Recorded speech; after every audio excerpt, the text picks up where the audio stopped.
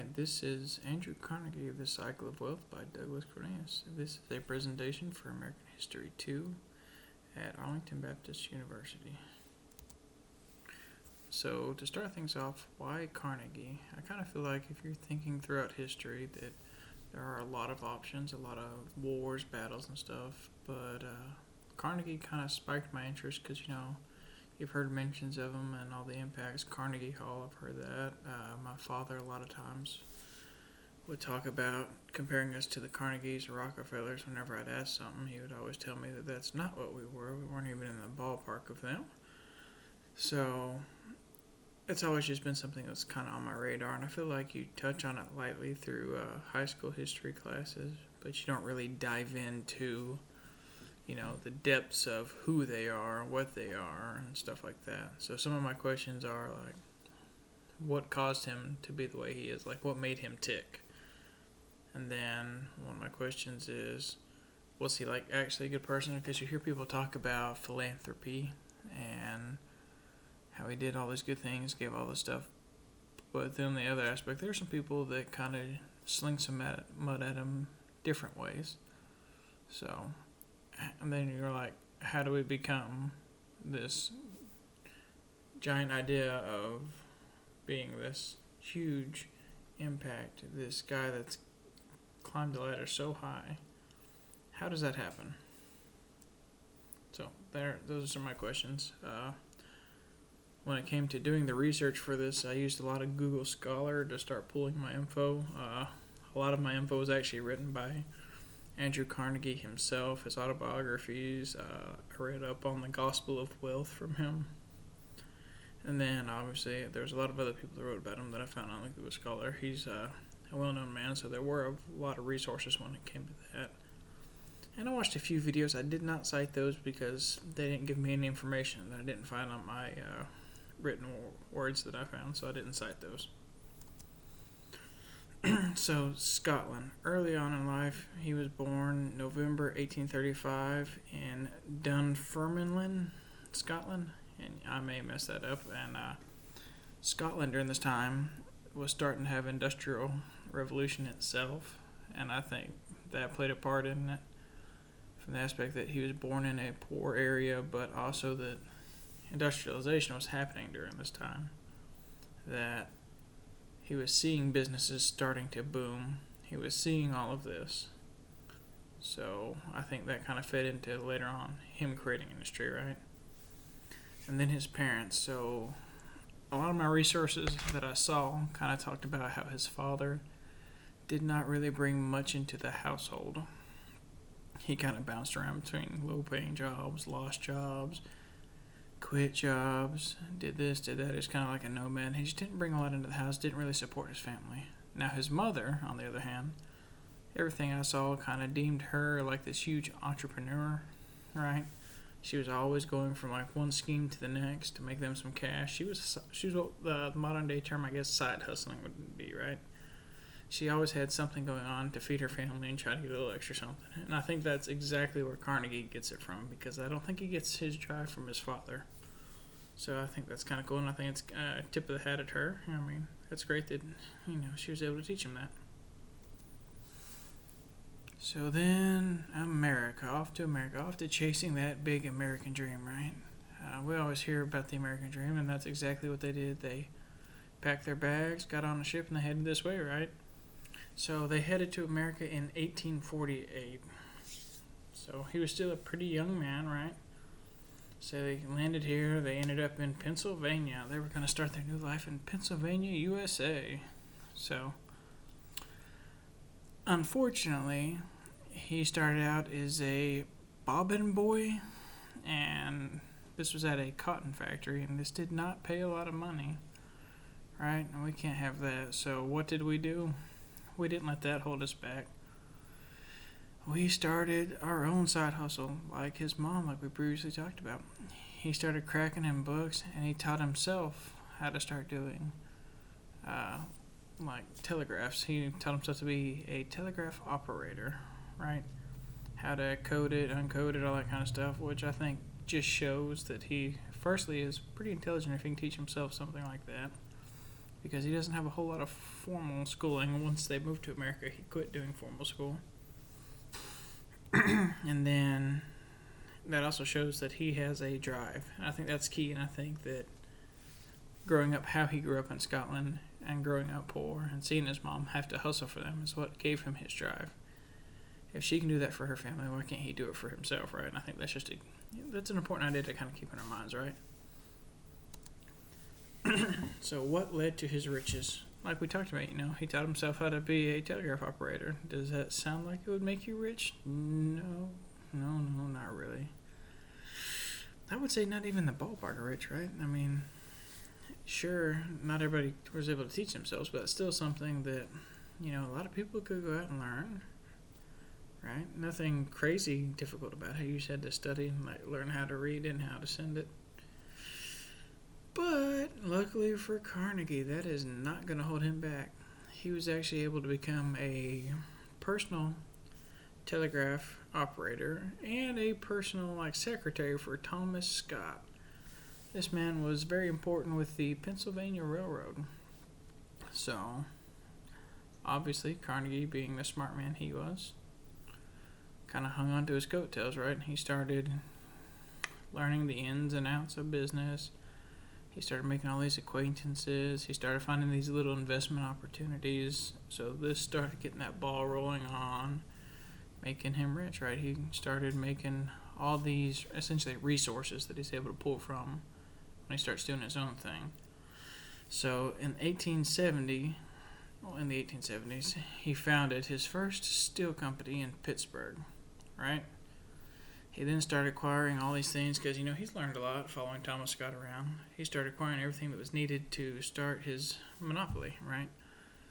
If he needed transportation, he found the best way for him to do his transportation. If he needed resourcing, he found the best way for him to gather the resources, to cut out as many middlemen as possible, right?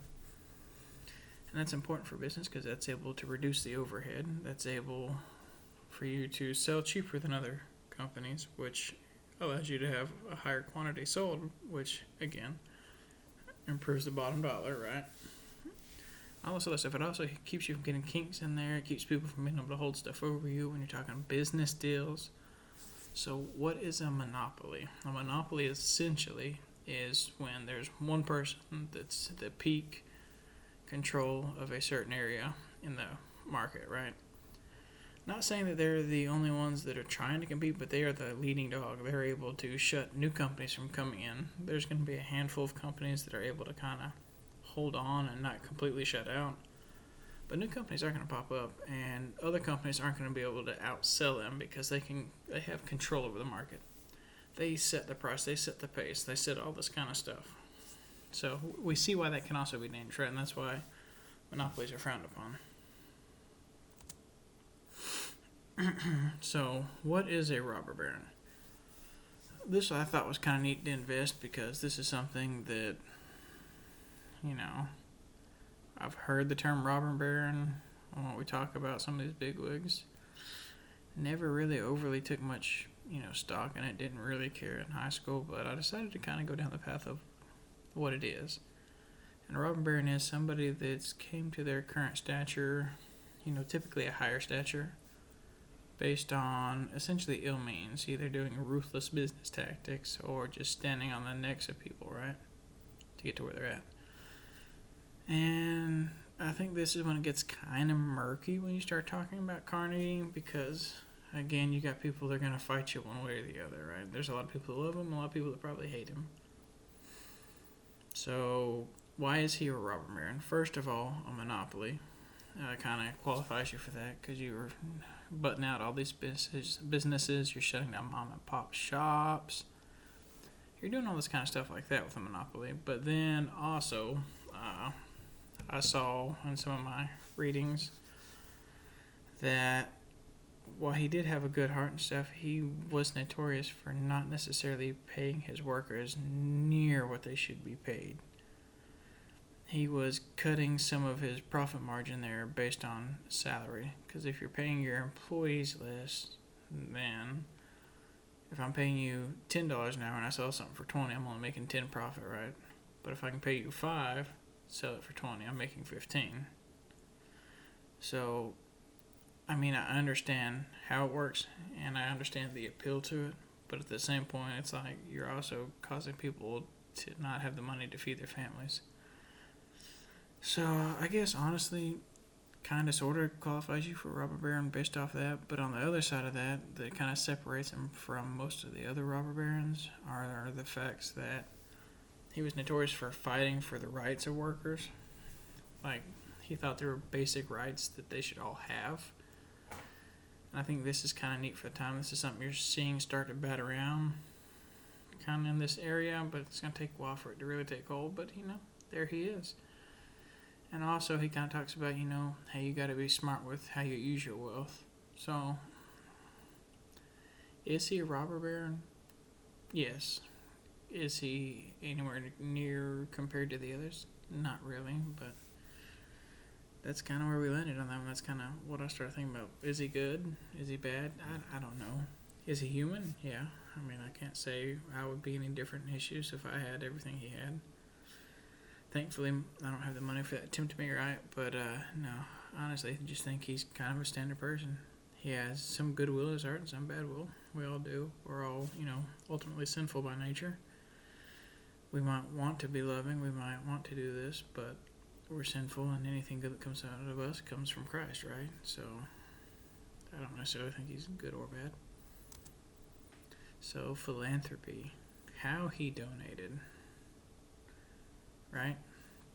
So, how he donated. One of the main ways he donated, well, there's two main ways we'll talk about. One of the main ways is he donated, I think, a little over 2,500 public libraries from what my research showed. I had a couple different compelling numbers, but I'd say a little bit over 2,500. And I believe that is important because, that's kind of how he taught himself how to be a telegraph operator. He went and hit the books, started reading, started teaching. So I think this one was like a personal heartstring for him. He's like, there needs to be public libraries out there so these poor kids that can't afford schooling, that can't afford to do this, they can't afford to buy a book probably. I mean, some of these kids have just enough money to eat so they don't die. So let's make the books free. That way they can read, they can better themselves. They can start pulling their families from the slump that they've been in. They can change the future of their family. This is something they could pay off for generations, right, that they can do for free now, hopefully. Another way was he donated over 7,600 organs to churches and stuff. So I think that was kind of neat. I think that's a neat little tip of the hat for his thoughts on church, right? And music, I guess. Maybe he was a big fan of worship. I know I am. That'd be kind of cool, right? And from here on out, I might think of that with him. But I thought that was kind of a neat way to donate. And, honestly, I'm sure it was pretty expensive. Some of those organs back then were like, whoa, right? His last donations, he started donating for like scientific research. I know there was the Carnegie Institution of Science. He had a technical institute, like college-wise, up in New York as well. So these were donations that he was going to donate, like the Carnegie Institution for Science. Their main purpose is to hunt down world problems, look at them, evaluate, how they're going to impact society, what they're going to do, and start coming up with plans going forward of how to prevent it, how to survive it, how do we kind of give it a curve so maybe it doesn't hit as hard as it normally would. So I think that was like a long-term donation. Like, obviously, he's doing all this donation and giving and getting rid of things. So he's like, obviously I need to lay down some sort of foundation for the future of people. So then I kind of wanted to delve a little bit more on what the Gospel of Wealth is. The Gospel of Wealth was kind of his big book. All these important people always have like really one important thing that they have written, right? One important work of art through literature. You see a lot of people do it with him. That's the Gospel of Wealth. And this is kind of his big idea of how everybody that has money, it's their responsibility to keep track with how they're impacting society. Are they treating their fortune with respect?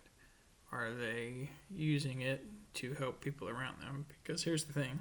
He started realizing that, yeah, man, I've been hoarding all this money, but what good is it to the world? What good is it to my neighbor? What good is it to your fellow Americans if you're just hoarding it? And he was probably seeing like all these rich guys that were like, 15th generation rich. They've never really had to work for anything when he started bumping elbows with all these rich people. And he's just seeing this path of like what happens when wealth goes unchecked, how spoiled your families become. And he just was like, guys, we have to be responsible. I mean, you got to think about it. These guys had more wealth than the rest of the nation combined when you're talking about this. So, yes, they have a strong impact on the future of society. They can buy stuff just to change the output of things. They can buy a business app before it even opens and prevent something from happening. So they've got to be aware of their impact. So before we start the actual conclusion, I kind of want to talk about, he died in 1919 in August. He had one child. And through his philanthropy and giving, he decided that he wasn't really going to leave much for his children when he had one child, but that's what he decided early on, was he wasn't going to leave much for children. So his child that he had, he left enough that, they would be okay. They wouldn't starve. So he didn't want to add to that generations and generations of spoiled brats. He said once in a quote that the man who dies rich dies disgraced, right? So it's a disgrace to sit there and just hoard it like a dragon and then pass away, and then you just keep going and going. And what do your kids learn when you do that? Your kids don't learn anything. They don't learn what it means to work. They don't know what it means to make something of yourself. They never had that. You're stealing an opportunity there because they're not gaining anything from life. They're just there. They're there to party and have fun. They don't ever grow up. They don't ever feel fulfilled. They'll have a void forever based on that, right? And I think it's important to note that his child was not upset at him. In fact, she sat on, I think, one of the boards for the Carnegie Institution of Technology. So she did a lot of neat stuff. She handled a lot of some of the oversights of the donations from different companies, so that's pretty cool. Yeah, so Andrew Carnegie. A lot of info. I was like drinking information from a water hose. There was just so much that I learned from him, so much that I learned from the people that wrote about him, primary and secondary sources. Just a lot to learn. Were they answered? For the most part, I would say they were answered. What made him tick? Well, first of all, what made him tick was his drive, right? His drive that he saw his mom. His mom didn't want him to starve. Didn't want her children to, die from starvation or thirst. So she hustled, and he saw that, and that kind of, I think, is what drove his tick was, if she can do this, this is what you should be doing. You should be doing what it takes to achieve the result you want, right? And that's what led to the riches. But honestly, in the same aspect of that same mindset's what led to giving it all away. His first focus was acquiring riches. His second focus was, well, I've got these riches, but what about society? So, that same drive is what led to philanthropy, right? So, I think that's what kind of mainly makes him tick. Was he a good person? I'm going to say there were worse people. But here's the thing. People would say that about me, so I'm not really passing a whole lot of judgment on it. I'm glad he decided to start giving away his fortune. I hate that he underpaid people, but also it was good that he fought for the right. So it's just kind of a very gray situation, a very gray feel for me on that one. And we do see how he became a captain of industry, right? He started with Thomas A. Scott, hanging on to his coattails, gathering all, he's just watching him make all these moves, and he's logging it. He's doing this results in this. If I want this, I need to do this. Starts learning the ideas of a businessman and how to interact, how to do this, how to read people, how to play people. And then he also started making the acquaintances from them. He's like, hey, I'm Andrew Carnegie, blah, blah, blah. He's doing everything he can to get Mr. Scott stuff, them stuff, keeping everybody happy and keeping his name in good graces. That way, later on, when it comes to making a deal with him, they have a good taste in their mouth about him, right? They feel comfortable with it. They understand that he's relatively decent guy. They understand that he does all this stuff and that he's going to keep his word and do what is needed, right? And when you get into a business relationship, you want to know that your partner and it's going to do what is needed to make the outcome the way it needs to be done, right? So, my takeaway is Andrew Carnegie might be, frankly, the most interesting man in the world, right? No, but he's definitely up there. And again, I didn't want to focus on some of the big people that we always hear about. I wanted to kind of take a side note, take a little adventure, and learn more about him just because he's somebody that's been on my radar, but we never really dove into him. So I thought it was kind of cool, and I hope everybody learned something from this. If there's any other questions I can do or anything else I can do, let me know. Here is my works cited, page 1 and page 2. God bless everybody, and have a good weekend.